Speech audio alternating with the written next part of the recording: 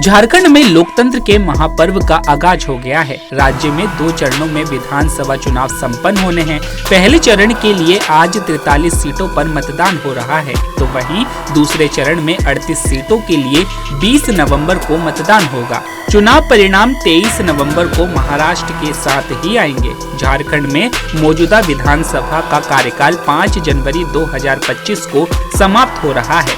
मतदान सुबह 7 बजे से शुरू होकर शाम 5 बजे तक चलेगा। हालांकि 950 बूथ ऐसे भी है जहां मतदान का समय शाम 4 बजे तक के लिए ही होगा। पहले चरण की 43 सीटों के लिए 15,344 मतदान केंद्र बनाए गए हैं। निष्पक्ष, पारदर्शी और शांतिपूर्ण मतदान सुनिश्चित करने के लिए केंद्रीय अर्धसैनिक बलों की 200 कंपनियां तैनात की गई है। निर्वाचन आयोग के मुताबिक झारखंड विधानसभा चुनाव के पहले चरण में कुल 683 उम्मीदवार मैदान में होंगे।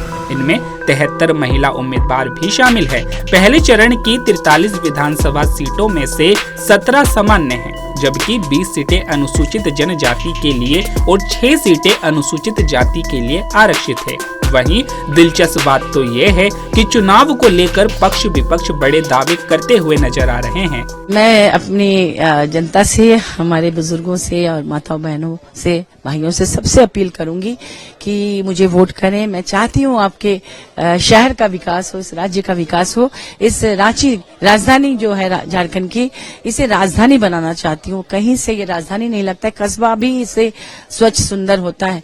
तो हमें एक मौका दीजिए। मैं एक साहित्यकार हूँ, संस्कृति कर्मी भी हूँ, पॉलिटिशियन भी हूँ और अलग अलग क्षेत्र में काम करने का अनुभव रहा है। महिला आयोग में भी अध्यक्ष के रूप में काम की हूँ, तो मुझे अलग अलग क्षेत्र का अनुभव है और देश विदेश में भी जाकर बहुत कुछ सीखने का, समझने का अवसर मिला है। तो मैं एक बड़े विजन के साथ इस राज्य के और इस अपने शहर के विकास में योगदान देना चाहती हूँ, आपकी सेवा करना चाहती हूँ, ताकि आप रोजमर्रा के जीवन में भी आप खुश रहें, अपने घर के आसपास की गंदगी न रहे, नाली कचरा पानी में डूबा अंचल ना रहे, साफ सुथरा रहे, मच्छर ना रहे। उसके साथ साथ फ्लाईओवर जैसे माननीय हेमंत सोरेन जी ने बनाया अभी तुरंत, तो ये फ्लाईओवर ऐसा उन्होंने कहा 1 दर्जन बनाएंगे, क्योंकि जाम से मुक्ति देना जरूरी है। ट्रांसपोर्ट नगर यहाँ बनाया गया अभी इतना खूबसूरत। तो उसी तरह से यहाँ medical college, engineering college, MBA college, तरह तरह के यूनिवर्सिटीज, साहित्य एकेडमी, ललित कला एकेडमी, संगीत नाट्य एकेडमी, फिल्म सिटी, इन सबको डेवलप करना है। अगर बीजेपी कहती है वो सबसे ईमानदार पार्टी है, तो फिर उनके पास इतने करोड़ों के पैसे कहाँ से आते हैं कि उन्होंने इतना बड़ा ऑफिस सेटअप है, इतने स्टाफ उनके लिए सोशल मीडिया में भी काम कर रहे हैं, चुनाव प्रचार में इतने स्टार प्रचारक, उनके हेलीकॉप्टर का खर्च, हवाई जहाज का खर्च, उनके बड़े 5 स्टार होटल में रहने का खर्च, आने जाने का खर्च, कार्यक्रम का खर्च कहाँ से आ रहा है, ये भी बड़ा जांच का विषय है। इलेक्टोरल बॉन्ड ने सारी सच्चाई, सारे पोल खोल दिया कि कहाँ से अब चंदा ले रहे हैं। बीफ के नाम पर राजनीति करने वाले, निर्दोष लोगों को आपस में लड़वाने वाले, उनकी घर जलाने वाली बीजेपी सरकार, बीजेपी के लोग, ये बीफ कंपनियों से कितना चंदा लिया है करोड़ों का, वो भी आप देख सकते हैं इलेक्टोरल बॉन्ड में।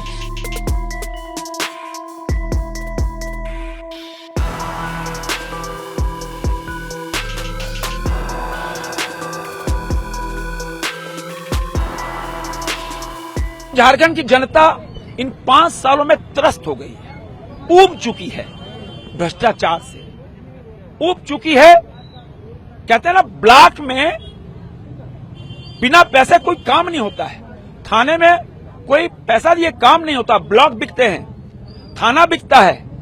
और आप कह लो भ्रष्टाचार का यह आलम कि लोग त्राहिमाम कर रहे हैं। झारखंड के अंदर ट्रांसफार्मर एक बहुत मामूली चीज है भाई।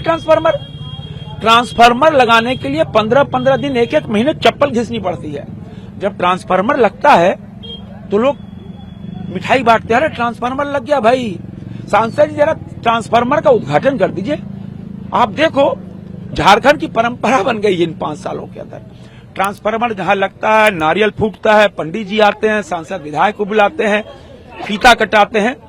ये हालत है ट्रांसफार्मर बदलने के लिए। इस राज्य को पूरी तरह रूल ऑफ लॉ कोलैप्स हो चुका है। अब राज्य की जनता 2/3 मेजोरिटी से भारतीय जनता पार्टी के नेतृत्व में सरकार बनाने जा रही है, तय है।